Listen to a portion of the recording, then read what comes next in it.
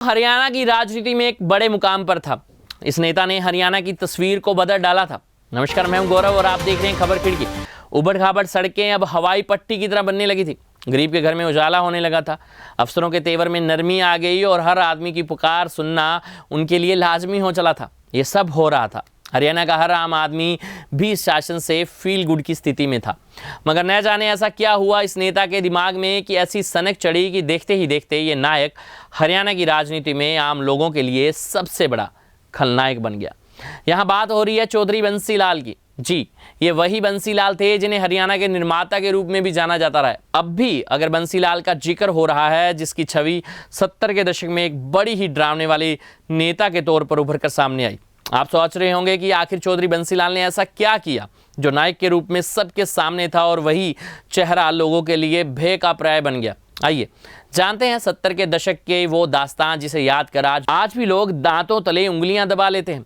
दरअसल 4 बार हरियाणा के मुख्यमंत्री रह चुके चौधरी बंसी लाल को एक कुशल प्रशासक के तौर पर भी जाना जाता था।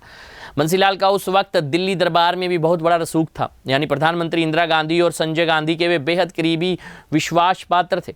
इसी भरोसे के कारण ही इंदिरा गांधी व संजय गांधी ने हरियाणा के उस वक्त के मुख्यमंत्री बंसी लाल को एक ऐसी जिम्मेदारी दी जिसके नतीजे बंसी लाल के साथ साथ पार्टी के लिए भी काफ़ी घातक साबित हुए।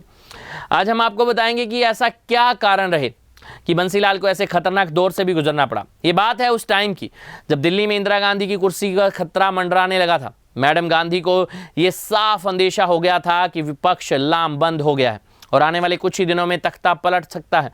अपनी कुर्सी को बचाने के लिए इंदिरा गांधी ने देश भर में इमरजेंसी लगा दी। हरियाणा के मुख्यमंत्री रहे चौधरी बंसी लाल को दिल्ली बुला लिया गया।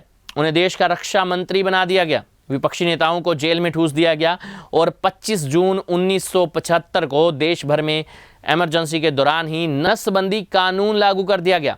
इस कानून को एक्शन में लाने के लिए जिम्मेदारी चौधरी बंसी लाल पर भी डाल दी गई।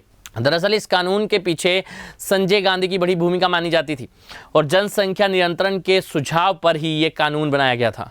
नसबंदी कानून का हरियाणा में काफी प्रभाव देखा गया। खासकर युवाओं को पकड़ पकड़ कर नसबंदी की जाने लगी। एक आंकड़ों के अनुसार पूरे हरियाणा में करीब 2,97,000 लोगों की नसबंदी हुई।